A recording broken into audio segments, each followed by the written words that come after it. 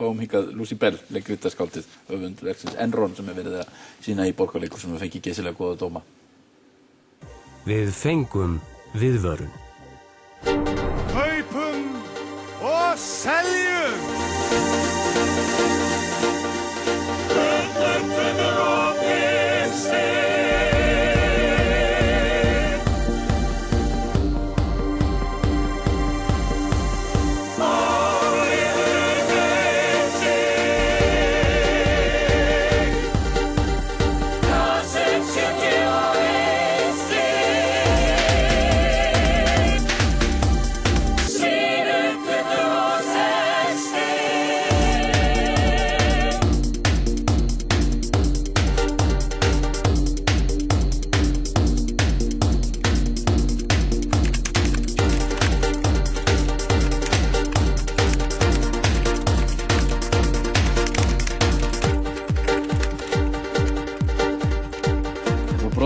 Leikritinu Enron sem verið að sýna í Borgarleikhúsinu var frumsýnt núna á fimmtudaginn. Hér höfundur leikritsins Lucy Preble, hún kornung og ungt breskt leikritaskáld.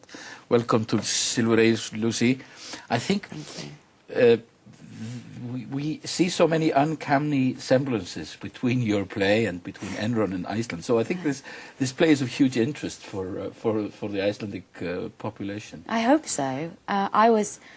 I was really interested to see that when I was looking into Iceland, when I knew that it was going to be performed here, and obviously Iceland being so much in the news, central in the financial crisis, I was amazed to see that some of your politicians mentioned Enron itself in speeches and in interviews, talking about what had happened in Iceland, directly mentioning it as a comparison. And that was around the time that I was working on the play. So it's staggering to me that a country can resemble financially what happened at Enron or at any corporation. But I think if there is one country in the world that unfortunately has that comparison at the moment, and particularly over the last couple of years, it is Iceland. So I feel tremendously honoured that it's been chosen to be shown here. Yeah. Well, we had an Enron-like bubble where we had particularly around the krona. Is that the case? The currency, and the stock market, which rose to great heights and then tumbled. And the banks were actually manufacturing.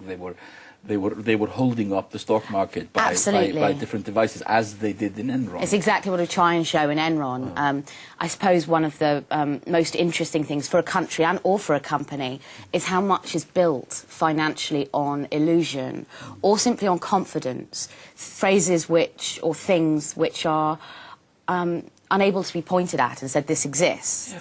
So whether it's financial instruments or derivatives or just the nature of confidence in a stock market, so much of a market or a company is down to those things that you can't touch, things that you can't see, that you imagine. Yeah. And in a way, that's why I think it's so good for theatre, because theatre comes out of that as well. It comes out of creating something out of nothing in a room. But it's a play about accounting, and it's a play about and at the same time it's a play about morals. Yeah. Yes, I think it is. First of all, when I sat down to think I want to write a play about this story, and it is a play about accounting, my first thought, as you can probably tell from the show, is I thought it can't be boring, because if you say to someone I'm writing a play about accounting, you know, immediately people switch off. But I think because it's about morals as well, and because it's about character, hopefully, and the sort of entertainment and razzmatazz and excitement that goes along with business, that the accounting is just a part of all of those things. It's sort of the bedrock, and then the story, you know, features lots and lots of other things on top of the numbers. It's a world full of testosterone. It's very much hyper so. and aggressive, and it's a game as well. Absolutely, yes. And we can see that if you watch trading floors in action. I mean, now obviously trading floors tend to be electronic, but what happens on electronic trading floors is just as testosterone fueled as looking at the old open outcry trading floors where men would all stand around, and it is mostly men, as we know. I mean, you know, arbitraging, which is the language where they use their hands in order to communicate different, you know, different values and different trades that they want to complete. And if you look at a bunch of men doing that, it is animal, and it is testosterone, and it is hyper-masculine. And Enron was very much that sort of company. They prided themselves on it. The women prided themselves on being, you know, as tough as the men, and the men prided themselves on being tougher than all the other men. And that sort of amorality and that sort of sense of competition being nothing but a good thing is obviously part of free marketeerism and America, but was absolutely at the heart of Enron. But there's a paradox also, because in the end of the play, Jeffrey Skilling, he points at some graphs and he says, but this is progress as well. Yes. You get progress from this. Yes, that character believes that. Yeah. Absolutely. And that, you know, again, what I'm interested in is exploring the truth of that as well. Yeah. I don't think it's that interesting to purely write something which shows one perspective, even if it's a perspective you agree with. It's a super liberal perspective, or the opposite if you're a libertarian or a free marketeerism. I think you have to understand how someone like Jeffrey Skilling thinks in order to be more interested in that character. And when he points at a graph, as he does at one point, and say, look, from bubbles, from financial bubbles, you get things like the automobile being invented. You get things like the internet. You know, even though we suffer afterwards, you have this great technological invention. What he's expressing is the truth about what people think about capitalism, which is that because of the high risk aspect, if the risk pays off, you profit greatly. But of course, with high risk, sometimes it doesn't pay off. It's created destruction.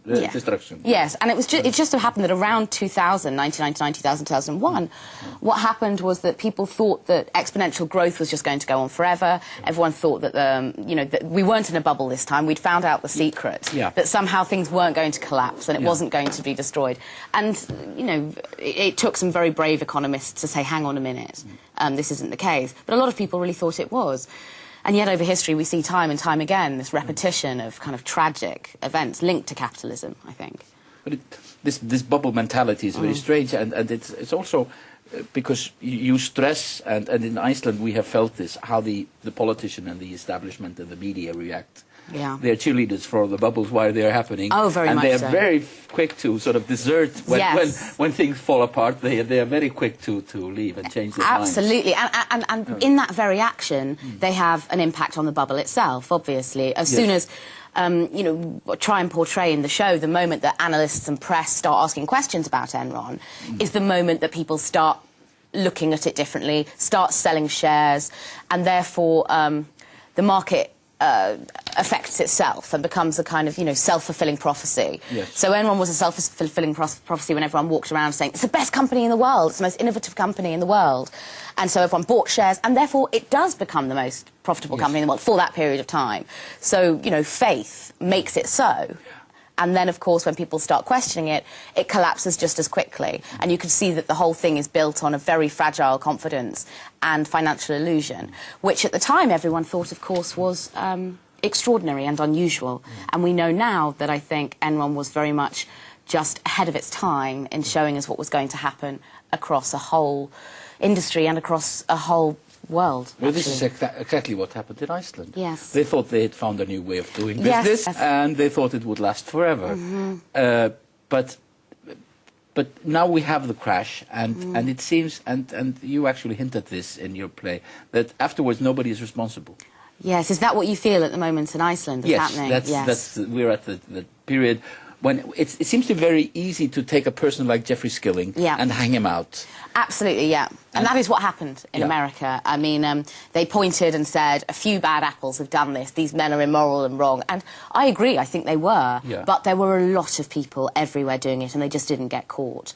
And because of being able to point at them and lock them up, they said, well, we've dealt with that now. There's nothing else going on. That's bad. We're finished with that. And, of course, it wasn't the case. It was going on all over the country. And in Iceland, I mean, I don't know as much about it as you do, but from what I've read, it's a very similar situation in that we live in a society politically and in corporate terms, I think, where responsibility has disappeared, rather, as a concept. Yes. That even politically, very few people resign for the reasons that they should resign. Certainly in my country, in Britain, I feel. In Iceland as well. Yes. And And I think that in the corporate world there was a real sense that of bankers and people high up thinking, well, hang on, I got the lawyers to look this over, or I got the accountants to look this over, and they said it was fine. And you know, the phrase that kept coming up again and again when I was doing research for the play was, "I'm not an accountant."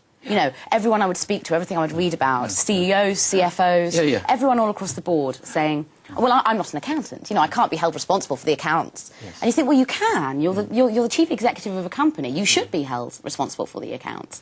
But it's because business is so big and international now, and we see it in BP as well, and British Petroleum in America, because business is so international, it's very easy for people to feel they can wash their hands of it, because they say, well, the decision wasn't taken quite by me, it was a group decision, and responsibility becomes diluted. Yes. Well, in Iceland we have this huge evasion of responsibility, and I think the sort of the political class and the regulators, the establishment, they feel quite at ease pointing at sort of a handful of banksters who are responsible, and they will maybe be put away. We will have trials. Yes. Maybe some plays can be written about that. I don't know. Yes. But this seems to be the situation. Yes. Well, one thing I'm really amazed by and impressed by, though, is that I feel like Iceland has looked the hardest into its own experience, perhaps because it's been forced to. Yes. But in the publication of the Black Report, I know it has different names, but the Black Report, the Big Report, and from talking to people in theatre, how many, you know, the exploration of it with different plays and that people have been talking about, I feel like at least there has been a real attempt for people in Iceland to examine and hopefully feel angry about what's happened, because that's something I feel is missing a little bit in Britain. I feel like I feel like there was a certain period of time where people thought, well, what's happened? This is crazy, and got angry, and then they stopped being angry because they sort of got tired, and they thought, well, I don't really, you know, I don't know what else to do now, so I'll forget about it and hopefully it'll be fine. Yeah. And I think that's a real shame, because there have been great injustices by people with the most towards people with the least.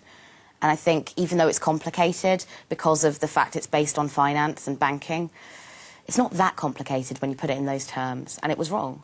It's not very complicated when you watching your plays, not that complicated. Well, that's even an attempt to, derivatives. Yes. Yes. Well, I felt really strongly when I was writing it. I wanted to do that because if I can understand it, I'm not an economics graduate, but you know, I did a lot of research into it, and I thought, well, if I can understand this, then other people can, and I really wanted to do that through the form of drama, because I felt like it was being talked about everywhere, and obviously in Iceland even more so, the financial crisis, but it's being talked about in very journalistic terms, which is tremendously important. But there's a lot of people who don't feel that the business pages speak to them. Well, you know, the business section in a newspaper they throw away because they think, well, I don't know about that, that's not for me. And I thought it would be great to have a medium and a narrative and drama that could express it in a way that wouldn't make people feel stupid. Yes. Well, I think you've managed that. Thank you. Quite well. Thank you. Thank you for being on Silfrey Egils. Well, thank you for having me. Thank you.